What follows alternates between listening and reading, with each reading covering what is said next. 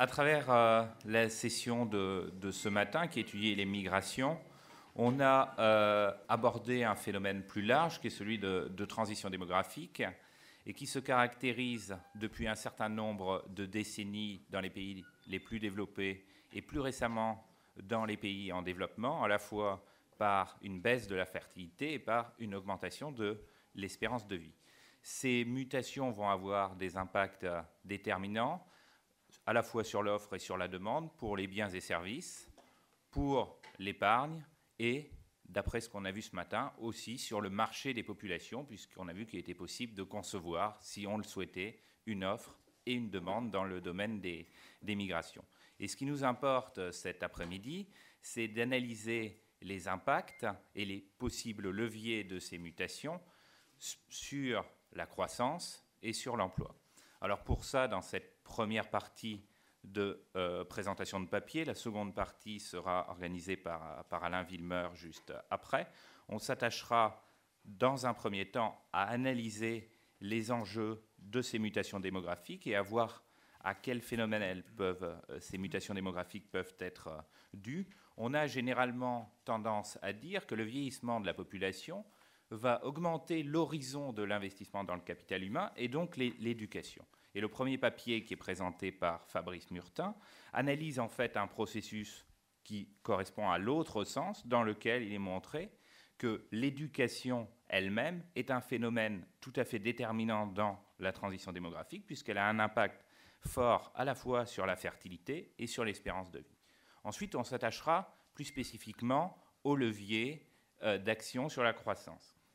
Et Philippe Aghion présentera un papier montrant l'impact déterminant de la santé, à travers notamment l'espérance de vie, sur la croissance d'un certain nombre de pays, en prenant d'une manière différenciée à la fois les pays de l'OCDE et des pays qui sont hors OCDE. Ensuite, là on parle de croissance, on va s'attacher dans un deuxième temps de cette session aux enjeux de l'épargne. Alors Ghislain Quétani va présenter des éléments justement sur la manière de financer l'économie et la croissance dans une société vieillissante. Et elle va aborder ce sujet à travers l'exemple du capital risque, qui est un mode à la fois innovant et performant, s'il est bien utilisé, pour financer les investissements massifs qui vont être nécessaires dans une économie vieillissante. Et d'une manière plus générale, Philippe Trainard s'intéressera dans un dernier mouvement à l'offre de capitaux dans une économie vieillissante, notamment voir comment les mutations démographiques influent sur l'offre de capitaux et la possibilité de les mobiliser pour des investissements à long terme. Je vous laisse la parole. Merci.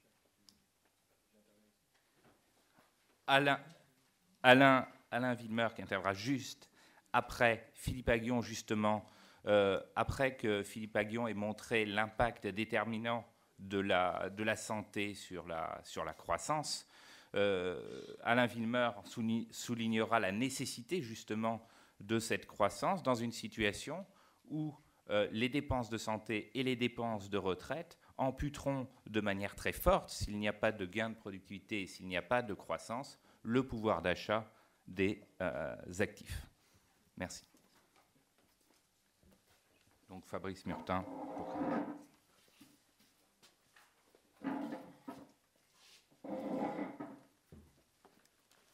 Merci. Bonjour à tous. Alors, comment est-ce que ça marche?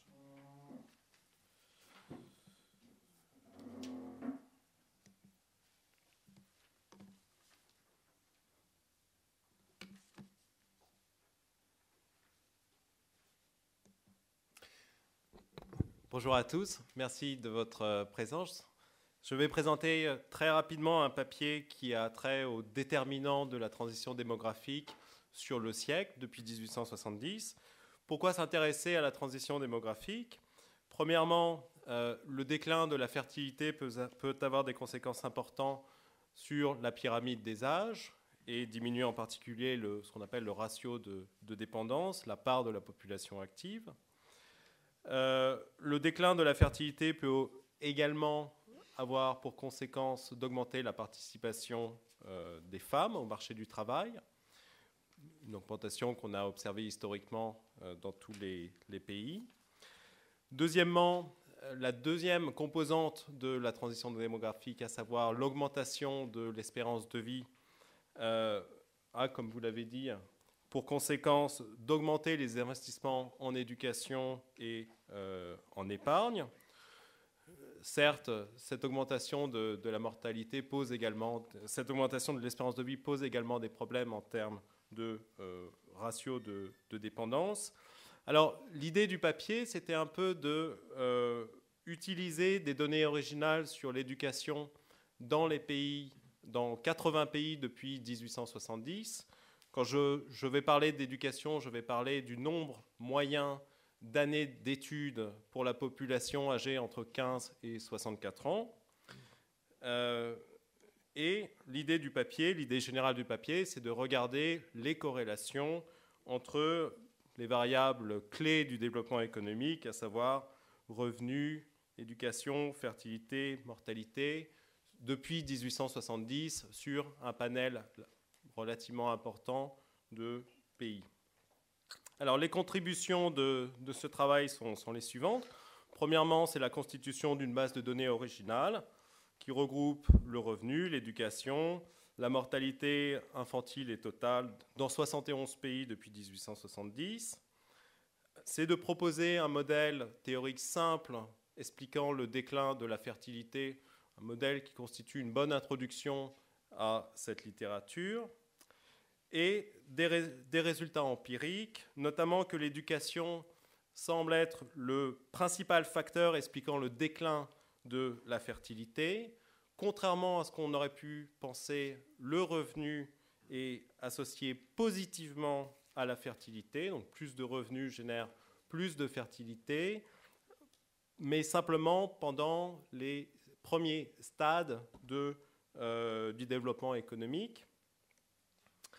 Et en ce qui concerne l'augmentation de l'espérance de vie, je trouve que à la fois l'éducation et le revenu sont des déterminants significatifs de l'espérance de vie, mais que l'éducation explique la majeure partie de la variation de l'espérance de vie au cours du siècle. Alors, dans la littérature, le déclin de la fertilité est généralement expliqué. Plusieurs théories coexistent. La première se concentre sur un facteur potentiel qui est le déclin de la mortalité infantile, à savoir dans des environnements où il y a beaucoup de mortalité infantile, les parents choisissent d'avoir une fertilité plus élevée en anticipation de la mortalité d'une partie de leur descendance. La deuxième grande famille de théories se concentre sur le coût d'opportunité de la fertilité. Celui-ci, il est raisonnable de penser que celui-ci augmente au cours du siècle, notamment à cause des lois sur le travail des enfants qui privent les parents d'une source de revenus potentiels. La deuxième raison étant que la préférence des parents pour la qualité des enfants, qualité au sens becquérien, c'est-à-dire l'éducation des enfants, se substituerait à la quantité des enfants.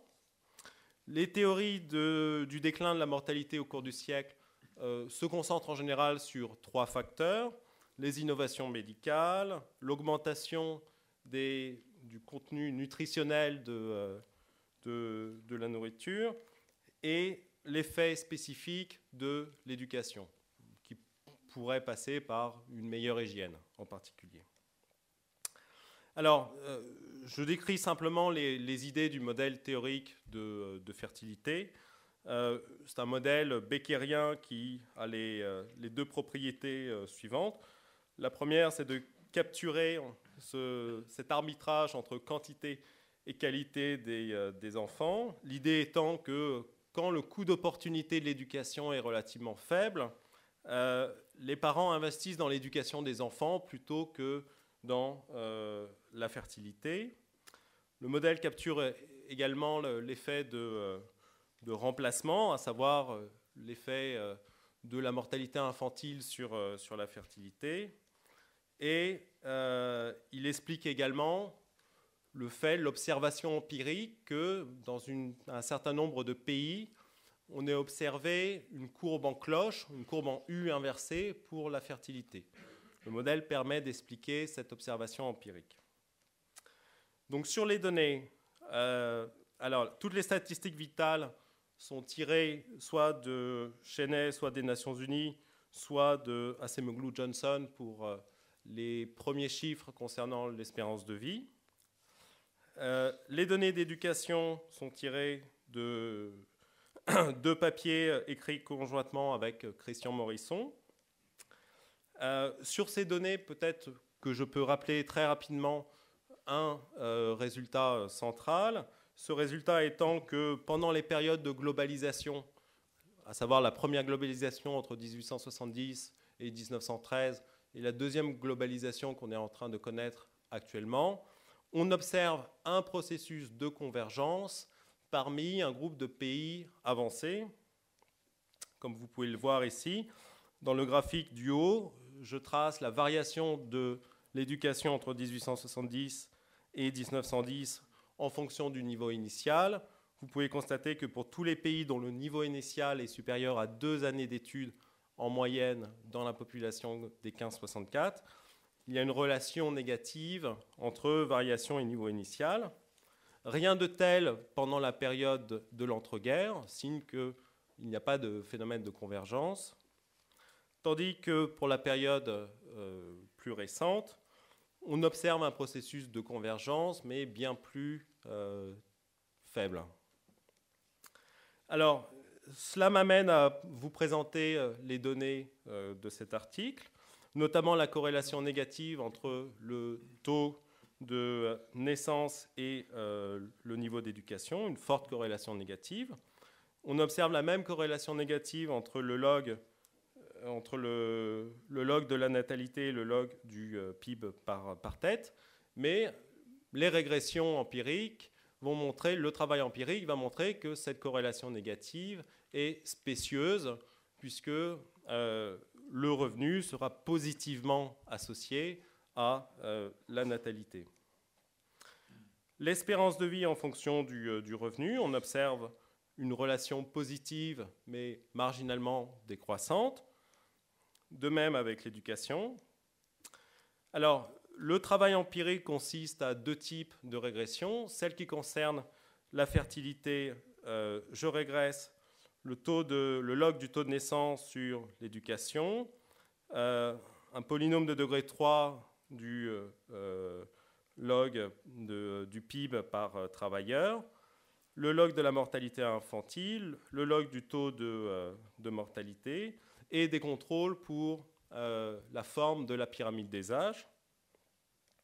Dans le deuxième type d'exercice, ce qui concerne l'équation de santé, je régresse les variables de santé, à savoir mortalité infantile, taux de mortalité et espérance de vie, sur l'éducation et son carré, puisque l'on observe cette forme concave, le revenu et son carré, plus des contrôles démographiques. Et j'utilise alternativement les moindres carrés ordinaires, les effets fixes et des GMM. Ce qui est intéressant avec les GMM, c'est que on va instrumenter avec des variables retardées 60 ans, 70 ou 80 ans, qui a priori fournissent de bons instruments. Alors les résultats pour la fertilité, dans les moindres carrés ordinaires, toutes les variables sont significatives. Dans les effets fixes, le revenu perd sa significativité, et quand il est significatif dans certaines équations, ce coefficient est strictement positif. Je trouve que le nombre d'années d'études de primaire et de secondaire apparaît être la variable la plus robuste, et elle semble porter l'effet, si vous voulez, de l'éducation sur la fertilité. En particulier, les GMM montrent que l'éducation primaire est la seule variable significative à travers quel que soit le type d'instrument que vous considérez. Et pour vous donner un chiffre, quand l'éducation augmente de 0 à 10 ans, la fertilité décroît de 40 à 80% suivant les estimations. Alors, pour la mortalité, quel que soit le type de modèle économétrique que vous choisissez, vous allez trouver que le revenu et l'éducation sont des déterminants significatifs de la mortalité infantile, du taux de mortalité et de l'espérance de vie. Mais en termes de magnitude, de valeur absolue du coefficient et d'effet, de taille de l'effet, l'éducation semble expliquer la majeure partie de la variation de l'espérance de vie sur le siècle. Si on interprète ces résultats empiriques, ces corrélations sous la forme d'une causalité, ce qui est encore discutable. Pour conclure, pour vous donner une vue d'ensemble, il y a des déterminants internes qui sont les institutions ou la religion, et des déterminants externes comme la compétition industrielle qui favorisent le développement éducatif des pays au cours du XXe siècle. Au fur et à mesure que l'éducation augmente, la fertilité diminue, ce qui a pour conséquence de diminuer le ratio de dépendance et d'augmenter la participation des femmes. Au fur et à mesure que l'éducation et le revenu augmentent, l'espérance de vie augmente et a pour conséquence d'augmenter les incitations à accumuler de l'épargne et à investir dans l'éducation, ce qui a également pour conséquence d'augmenter la croissance économique. Et je laisse la parole à Philippe, puisque c'est exactement le sujet dont il va traiter maintenant.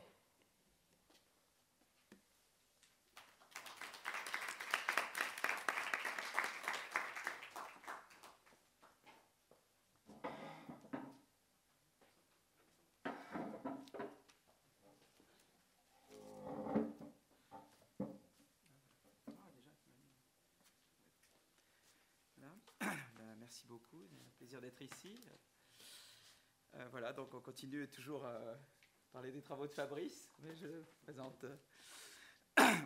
Donc en fait, on s'attaque à la question, enfin qui est une vieille question, est-ce que la santé est bonne ou pas pour la croissance? Est-ce que la santé a une valeur? En fait, il y a toute une série de débats dans une série de pays, on doit tous faire des économies budgétaires, et un des postes, évidemment, qu'on doit considérer, c'est l'assurance maladie, c'est les dépenses de santé, et la question est de savoir jusqu'où faut-il faire les coupes, comment faut-il faire les coupes, et est-ce qu'il y a une perte à les faire. Et donc, on est tous conscients des coûts de la santé, mais je ne crois pas qu'il y ait une très bonne idée de la valeur de la santé, et notamment du potentiel de croissance auquel la santé contribue.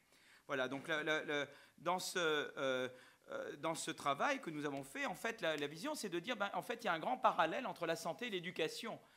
La santé, c'est une autre forme de capital humain, d'investissement de capital humain que l'éducation, et elle doit être considérée selon des lignes très, très similaires.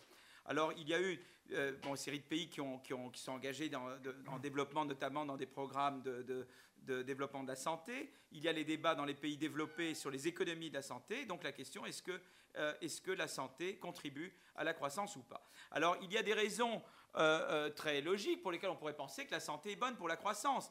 Une population en bonne santé, c'est comme d'augmenter le facteur travail, quoi. Je veux dire, les gens sont plus présents, travaillent davantage. En tout cas, c'est bon pour le niveau de PIB. Mais également, des gens en bonne santé travaillent plus longtemps, pensent mieux. Ils peuvent avoir davantage d'incitation à s'éduquer s'ils pensent qu'ils vont vivre plus longtemps. Ils apprendront mieux.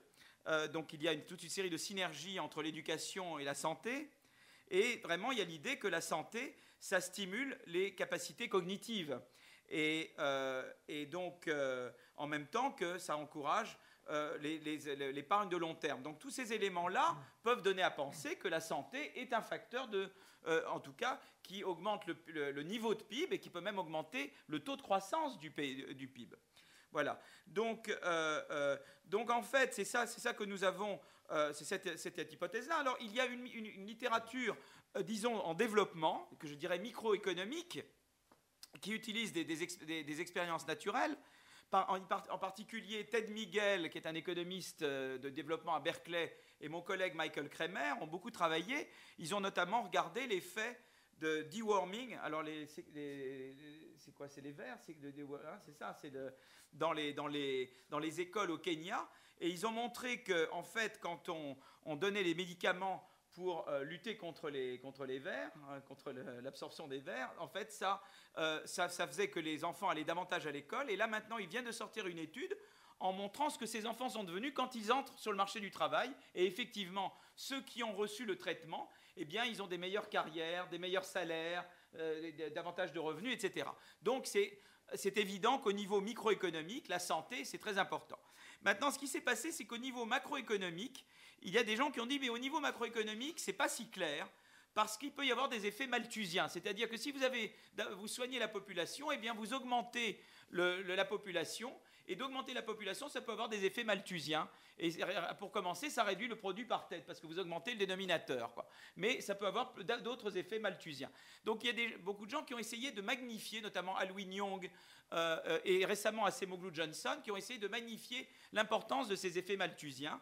Et ce que nous faisons dans cette étude, c'est de montrer qu'en fait, ils n'ont pas su interpréter les résultats économétriques qu'ils ont obtenus. Voilà, donc ça a été le seul circonstance dans lequel je me suis bagarré avec Daron qui est un co-auteur et un ami, mais là il y a eu en l'occurrence une divergence parce que nous avons démontré que en fait ces résultats étaient parfaitement corrects, mais il n'avait pas compris ce que ces résultats signifiaient. Voilà. Donc en fait, donc ce que nous faisons en fait, c'est de montrer l'importance qu'il y a de la convergence en espérance de vie. Qu'est-ce qu'on fait à Acemoglu Johnson? Ils ont fait une régression à la Lucas. Lucas, qu'est-ce qu'il fait? Il régresse la croissance sur l'augmentation de capital humain. C'est-à-dire qu'il fait une régression où il dit, voilà, le niveau de PIB, dépend du niveau, là je le mets en log, dépend du niveau de capital humain. Donc la croissance du PIB dépend de la croissance du capital humain. C'est-à-dire de dire, en fait, le capital humain, c'est quelque chose qui s'accumule, comme le capital. Et donc, voilà, on crée de la croissance en l'accumulant. Maintenant, il y a une autre vision, qui est la vision que j'appellerais Nelson-Phelps, qui est de dire, non, ce n'est pas tant l'accumulation de capital humain qui contribue à la croissance, mais le niveau même de capital humain. Parce qu'un capital humain mieux éduqué, en meilleure santé, a une meilleure capacité d'absorption des technologies. Et donc, un plus haut niveau de capital humain vous permet de croître plus vite. Ça, c'est la vision Nelson-Phelps. Et on peut combiner les deux. C'est ce que Kruger et Lindahl avaient fait pour l'éducation. Et ce que nous faisons dans ce papier, c'est de combiner les deux visions pour la santé. Et c'est très important de combiner les deux visions. Pourquoi? Parce que ne pas mettre l'aspect Nelson-Phelps, ne pas contrôler pour le niveau initial de capital humain, ou pour le niveau de capital humain, et juste régresser la croissance du PIB sur la croissance du capital humain, c'est de ne pas prendre en compte un facteur très important qui est en fait la convergence en espérance de vie. Vous voyez, ce qui se passe, c'est qu'il y a ce phénomène-là. C'est-à-dire qu'en fait, plus un pays a une espérance de vie initialement en 1940 qui est faible, plus sa croissance entre 40 et 80 de l'espérance de vie est élevée. Il y a eu en fait une énorme croissance en espérance de vie entre pays, beaucoup plus importante en fait que la convergence. La convergence en espérance de vie est beaucoup plus importante que la convergence en PIB. Donc c'est un phénomène très important. Et pourquoi c'est important? Parce que, en fait, la convergence, on peut l'écrire comme ça. On peut écrire H point, qui est l'augmentation du niveau d'espérance de vie, est égal à moins rho H plus une constante. Quand on régresse directement Y sur H, donc Y point sur H point, qu'on ne prend pas en compte le fait qu'en fait il y a convergence, et qu'on ne prend pas en compte le fait qu'il y a une influence du niveau d'espérance de vie, en fait, le coefficient qui est proportionnel à H point, c'est pas, capture en fait la convergence. Vous voyez, c'est-à-dire qu'en fait, quand ils ont estimé le coefficient de corrélation entre la croissance du PIB et la croissance de l'espérance de vie, le coefficient qu'ils ont estimé, c'était le bêta moins alpha sur rho, c'est-à-dire qu'en fait, ça incorporait le niveau, ça incorporait la convergence. Et c'est ça qu'ils n'ont pas compris. Eux, ils ont attribué ça à un phénomène malthusien, alors qu'en fait, tout ce qu'ils faisaient, c'était en fait d'avoir un phénomène de convergence. Alors, ce qu'il faut faire dans ce cas-là, c'est-à-dire qu'il faut faire une régression où vous pouvez régresser la croissance du PIB sur la croissance de l'espérance de vie, mais vous devez contrôler pour le niveau initial de l'espérance de vie, ce qu'eux ne font pas dans leur régression. Voilà, donc c'est ce que nous faisons là. Nous faisons une régression de ce genre. croissance du PIB dépend de la croissance du log de l'espérance de vie. Donc le premier terme est un terme à la Lucas, un terme comme dans Acemoglu-Johnson, mais nous rajoutons le troisième terme qui est un contrôle pour le niveau initial de l'espérance de vie. Et bien de faire ça. Alors d'abord, juste une petite chose avant que je fasse ça pour vous montrer l'importance de la convergence. Vous voyez, regardez, la convergence entre 60 et 2000, regardez la croissance du PIB par tête entre pays développés et pays en développement. Vous voyez que le PIB par tête a augmenté plus dans les... donc ça, j'imagine que c'est en quoi? C'est en... Les chiffres que j'ai, le GDP par capita, c'est en dollars. En dollars. Donc en dollars par. Et donc ça a demandé beaucoup plus. Vous voyez que l'augmentation est plus grande pour les pays développés que pour les pays en développement. Mais regardez par contre, pour ce qui est espérance de vie, l'augmentation est plus importante. L'augmentation est plus importante en nombre d'années pour les pays en développement que pour les pays développés. Donc vous voyez, le problème de la convergence, c'est une chose très très importante. Et maintenant, le fait est que quand on contrôle en fait, donc Johnson, Acemoglu, eux, ils régressent simplement la croissance du PIB par tête sur la croissance de l'espérance de vie, et là, ils ont quelque chose de négatif. Alors que si on régresse la croissance du PIB par tête sur le niveau initial de l'espérance de vie, on a quelque chose de positif. Et nous combinons les deux. Et quand on combine les deux, donc là, on a la régression d'Acemoglu-Johnson. Là, on a la régression de Lorenzen, Vatsiar, Macmillan, qui eux ne font que régresser, qui font une régression pure Nelson-Phelps. Et nous, on fait une régression, en fait, à la Lindahl-Kruger, où on régresse sur les deux. Et vous voyez que les deux coefficients augmentent. D'abord, les deux sont positifs. Et les deux sont, et même on a un coefficient plus élevé, ce qui n'est pas surprenant, sur le niveau initial de l'espérance de vie. C'est-à-dire qu'est-ce qu'on fait? On réconcilie la macro vers la micro. Les études micro vous disaient que la santé était bonne pour le développement. Eh bien, les études macro qui vous faisaient croire le contraire, c'était des études qui ne savaient pas interpréter les chiffres qu'ils obtenaient. Quand vous les faites correctement, comme vous le faites ici, eh bien, alors là, c'est une régression en méthode des moindres carrés. Vous pouvez faire la régression en instrumentant. Alors là, on utilise les mêmes instruments que dans Lorenzen, Macmillan, Vatsiar, malaria, indice géographique, etc. Et on obtient les mêmes résultats en instrumentant que ceux qu'on obtient en OLS. Le dernier tableau que je veux montrer, c'est un tableau sur l'OCDE. C'est un tableau, c'est qu'on peut aller plus loin. À partir du moment où on sait que la santé, c'est bon pour la croissance, on peut vouloir désagréger. On peut vouloir dire, mais on va être intéressé, quel âge? C'est important d'investir sur quel âge? Est-ce que c'est le jeune âge, le vieil âge? On peut s'intéresser aussi au type de maladie. Ça, on est en train de recommencer à regarder. Est-ce qu'on veut les maladies cardiovasculaires, le cancer? On peut regarder par maladie pour essayer de donner la notion d'une valeur de la santé, d'amélioration des performances dans ces maladies. Ce qui est intéressant, c'est qu'on montre qu'en fait, c'est surtout moins de 40 ans, c'est surtout l'amélioration de l'espérance de vie des moins de 40 ans qui a l'air d'avoir une importance grande, c'est-à-dire de la santé des moins de 40 ans. Et donc, parce qu'on pense que c'est parce que c'est là que les capacités cognitives, que l'impact sur les capacités cognitives est le plus sensible probablement. Mais en tout cas, ce qui est intéressant, c'est qu'on peut, à partir du moment où on se convainc que la santé a une valeur, eh bien, on peut alors, de manière beaucoup plus précise, essayer d'estimer cette contribution de la santé à la création de valeur et de voir si on devait cibler sur les âges ou sur les maladies, ou etc., comment le réaliser. Je crois que j'ai épuisé largement mes 10 minutes, donc voilà. Donc je voulais juste conclure avec ce point-là. Merci beaucoup voilà, merci.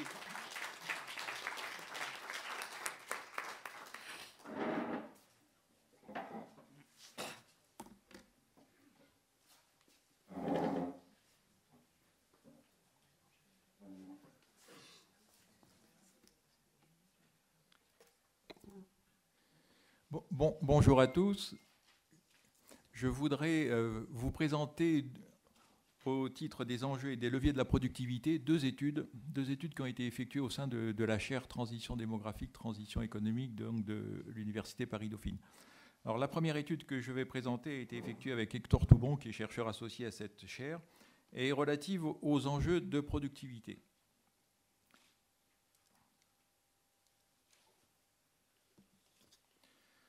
Alors, le phénomène du vieillissement va se caractériser en France par la croissance très accélérée du nombre des plus de 60 ans, de 13 millions actuellement. on devrait passer à 21 millions en 2035. À l'évidence, les dépenses sociales qui sont les dépenses donc, que je vais considérer ici, ce sont les dépenses de retraite et les dépenses de santé.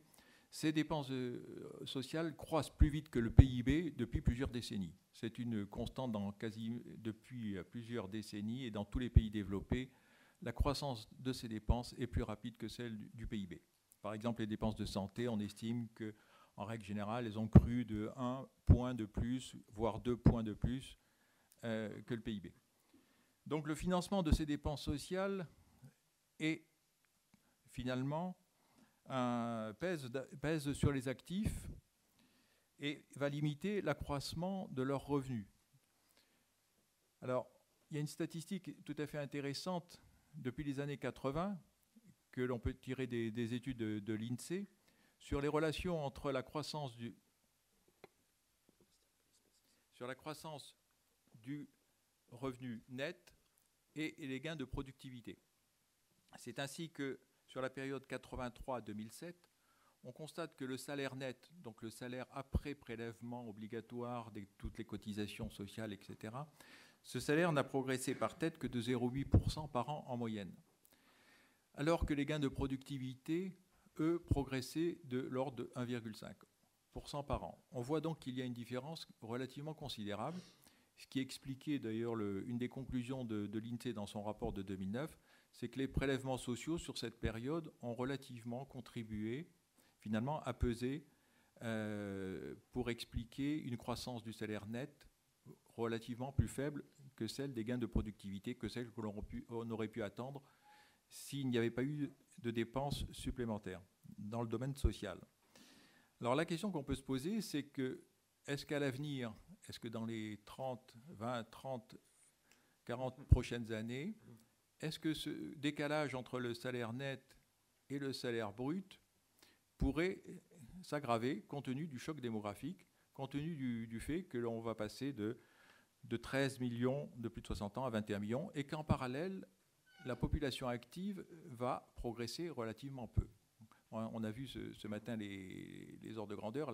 On peut considérer que la population active, d'ici 2035-2050, va quasiment stagner ou en tout cas croître à des taux très faibles de l'ordre de 0,1-0,2% par an. Alors, on a essayé de répondre à cette question en utilisant les projections actuelles, mais ces projections, on constate que d'une manière générale, elles ne permettent pas de répondre à la question parce qu'elles ont des hypothèses, notamment de productivité, tout à fait différentes. Que ce soit les hypothèses par exemple, des études faites par le corps avec des hypothèses de productivité de l'ordre de 1,5 ou 1,8 par an, que ce soit les études, les projections dans le domaine de la santé, où on imagine des productivités à venir qui peuvent aller de 1,5 à 2%. Donc il y a une différence importante. Donc on a essayé de faire une étude exploratoire à très grands traits pour voir quel pourrait être l'ordre de grandeur de ce prélèvement si on projetait les tendances 2001-2007. On part du constat qu'entre 2001 et 2007, donc avant la crise, les dépenses croissaient à un certain rythme. Par exemple, les dépenses de santé croissaient au rythme de 3,1% par an. Les dépenses de retraite, par exemple, la croissance d'une retraite était de l'ordre de 1,1% par an en moyenne, etc. Et on va essayer de voir quel est le prélèvement qui pourrait en résulter si ces tendances stylisées étaient conservées à l'avenir, compte tenu du fait que là, on est en présence d'un choc démographique, donc croissance des plus de 60 ans et population active quasiment stagnante. Alors le résultat, vous les avez sous les yeux.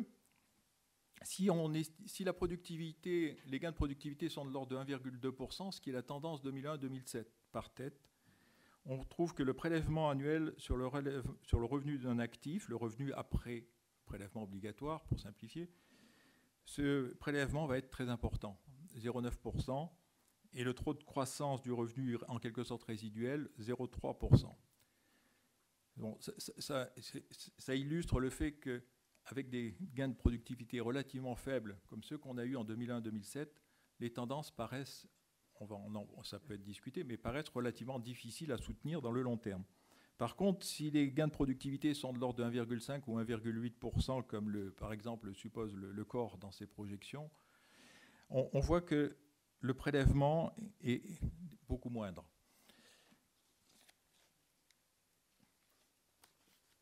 Alors d'une manière générale, il nous semble que le poids des dépenses de santé dans le PIB va dépasser celui des dépenses de retraite, compte tenu de l'effet de structure, compte tenu du fait des dépenses aussi par âge dans le domaine de la santé, et que ce prélèvement va devenir très important si les gains de productivité continuent à être aussi faibles.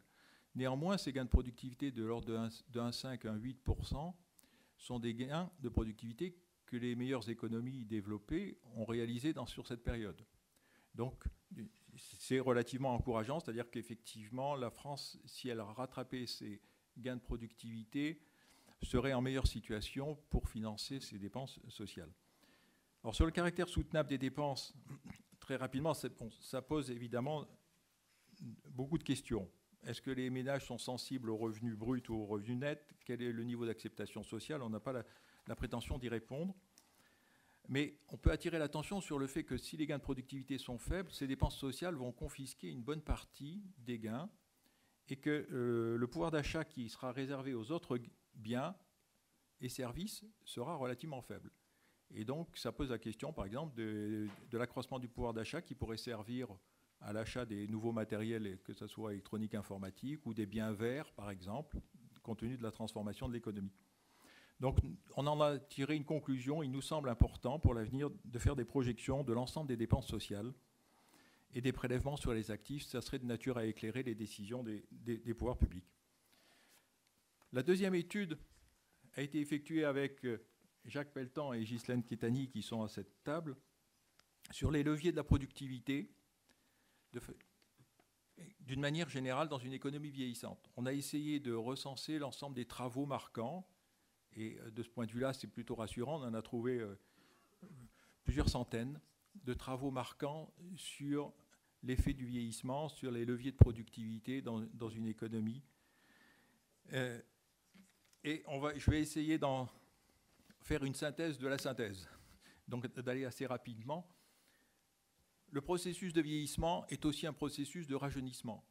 Et ça nous paraît fondamental, et ça va dans le sens de ce que Philippe Aghion a présenté, c'est-à-dire que les dépenses, d'une manière générale, qui expliquent le vieillissement, sont aussi des dépenses qui contribuent à la productivité des actifs. Et que donc, on doit prendre en compte cet élément de rajeunissement. La productivité individuelle, c'est un vaste débat. Est-ce qu'elle diminue? Est-ce que c'est une contrainte ou non? Il nous semble de ce côté-là que les études, même lorsqu'elles prouvent qu'il y a une légère décroissance après 50 ans, néanmoins constatent que cette productivité des seniors reste supérieure à ceux de ceux qui ont moins de 30 ans. Que donc là, il y a un facteur d'optimisme. On n'assiste pas en fait réellement à une baisse de la productivité massive au-delà de 50, 60 ans. Et donc ça laisse un espoir sur les gains de productivité des seniors. D'autre part, oui, alors je vais essayer d'accélérer. L'investissement dans le capital humain représente un grand espoir, parce que toute une série d'études montrent à quel point l'éducation supérieure est un facteur de gain de productivité à long terme. La santé, ça vient d'être développé, donc je passe sur, par contre, ce qui nous semble être une menace sur l'innovation et le renouvellement des entreprises. Toute une série de travaux insistent sur le fait que la capacité d'innovation pourrait baisser, que la créativité également pourrait baisser, en tout cas que l'âge de la créativité des chercheurs semble reculer, que ça pourrait se traduire par de moindres créations d'entreprises. Or là, vous savez que le renouvellement des entreprises, d'une manière générale, contribue au gain de productivité. On estime que de l'ordre de 20 à 40% du renouvellement des entreprises est de nature à contribuer au gain de productivité. Et donc, on peut avoir une inquiétude compte tenu de l'aversion au risque qui semble aller avec l'âge. Mais il y a un facteur d'espoir, c'est que les études soulignent aussi qu'un facteur peut-être très important dans l'aversion au risque, c'est le facteur d'éducation. Et que plus l'éducation est importante, plus le niveau d'éducation est important, moins on est averse au risque, notamment dans la création d'entreprises. Les nouveaux marchés, de notre point de vue, pourraient représenter également une opportunité. C'est le couplage avec l'apparition de produits innovants dans le domaine de la santé, la dépendance, qui est un grand sujet qui va être traité sous forme de débat national l'année prochaine et qui va nécessiter des efforts de financement. La dépendance est un exemple même de domaine qui pourrait donner lieu à innovation et donc à des retombées positives sur l'ensemble de l'économie. Pour conclure, sur les leviers prometteurs, bien évidemment, qui sont l'investissement dans l'éducation supérieure et la santé, et qui posent de nouvelles questions sur l'efficacité de ces investissements et sur les effets d'éviction. Alors, exemple d'effets d'éviction, à mon avis, très actuel. Faut-il augmenter les dépenses et dans quelle mesure, par exemple, sur la dépendance? Est-ce que ceci ne risque pas de pénaliser les investissements d'avenir, notamment en faveur de la santé des moins de 40 ans, quand on voit qu'une des retombées des études de Philippe Aghion met en évidence l'investissement dans la santé des moins de 40 ans, on peut se poser la question des éventuelles évictions entre ces deux types d'investissements. Voilà. Et une dernière réflexion sur la nouvelle frontière technologique. Il nous semble que la nouvelle frontière technologique qui se dessine va intégrer de plus en plus la santé, les biotechnologies, et qu'à l'évidence, la France, qui est dans une position relativement forte dans le domaine de la santé, avec une industrie pharmaceutique qui est quand même une des premières d'Europe, même si elle a reculé depuis ces dernières décennies, a peut-être une chance à saisir dans la convergence entre les technologies de l'information et de la santé, et que ça pourrait beaucoup contribuer finalement à développer les gains de productivité dans les prochaines décennies. Merci de votre attention.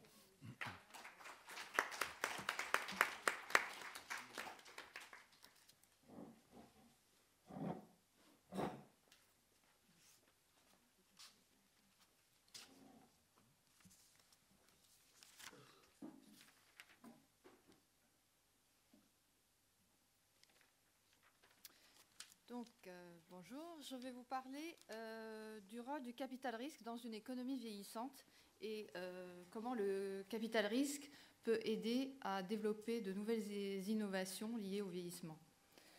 Donc,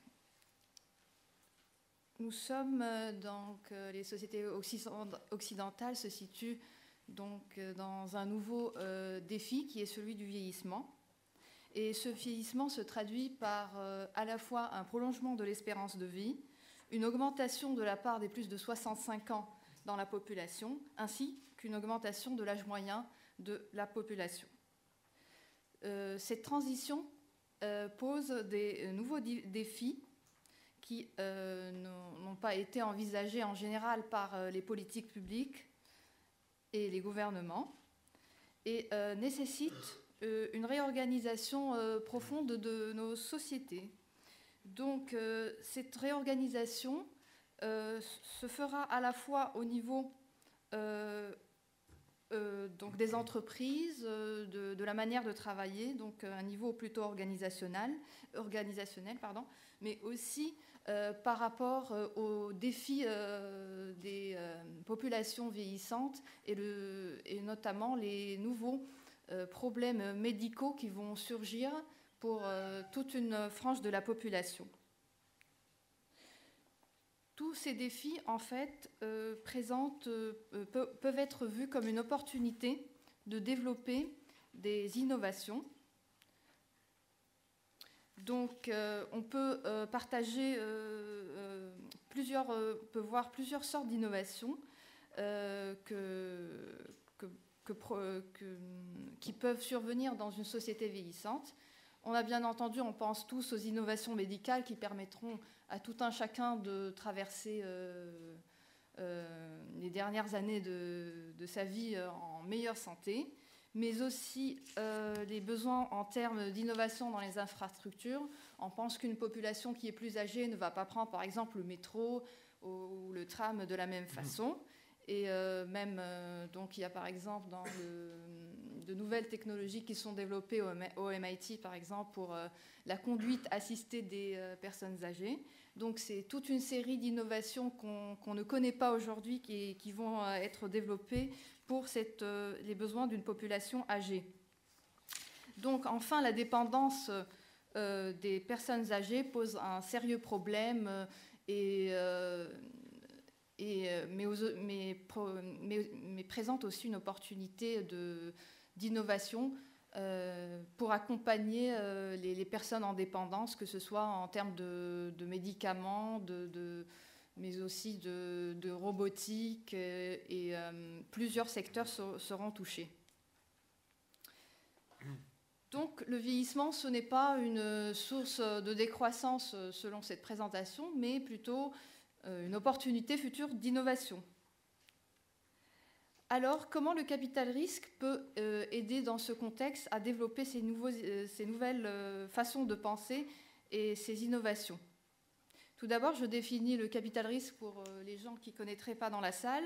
Le capital risque, c'est un secteur d'intermédiation qui se spécialise dans le financement des jeunes entreprises innovantes. Et généralement, c'est un investissement non coté. Ces jeunes entreprises développent en général des innovations radicales et qui présentent un profil très risqué. Donc, de nombreuses études académiques ont montré que le capital risque jouait un rôle très important dans la diffusion de cette innovation radicale, et notamment dans le cas des biotechnologies, secteur qui nous intéresse plus particulièrement dans la problématique du vieillissement. En effet, tout le secteur des biotechnologies est financé principalement par le capital risque. Donc, ces biotechnologies ont introduit une nouvelle façon d'organiser la recherche médicale et pharmaceutique, puisque de plus en plus les compagnies pharmaceutiques s'appuient plutôt sur des entreprises biotechnologiques pour innover et introduire de nouvelles molécules dans leur pipeline. Le capital risque peut jouer, à mon avis, un rôle important parce qu'il va rediriger une partie de la R&D appliquée vers des secteurs qui ne sont pas envisagés par les industries traditionnelles. Donc, par exemple, l'industrie automobile et donc ne pense pas à développer des technologies spécifiques pour la population vieillissante. Mais on peut très bien voir qu'une petite start-up va se spécialiser dans ce secteur et qu'elle sera financée par le capital risque. Cependant, nos recherches ont montré que les marchés de capital risque ne fonctionnent pas de manière efficace si on les laisse tout seuls. Donc, d'abord, le capital risque s'insère dans tout un écosystème d'innovation avec des clusters spécialisés, par exemple des technopoles liés aux universités. Je vous réfère par exemple aux travaux de Philippe sur la R&D des universités. Et donc cette R&D peut être utilement complétée par le capital risque.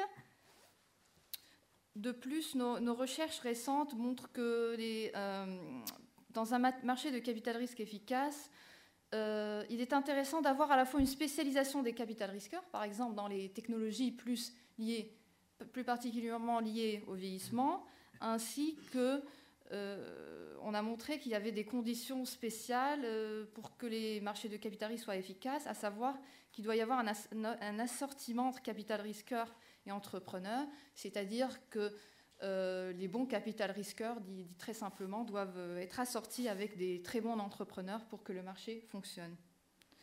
Bien entendu, les marchés du capital risque demandent une intervention publique plutôt donc massive. Elle peut se faire par divers moyens. Divers moyens, c'est-à-dire la fiscalité tout d'abord, mais aussi des subventions plus directes par rapport à la fois aux entrepreneurs et aux capital risqueurs. Donc, pour conclure, je pense que le capital risque va jouer un rôle de plus en plus important alors que nos sociétés sont en train de faire leur transition démographique et peuvent apporter un supplément d'innovation dans la direction technologique recherchée par nos sociétés.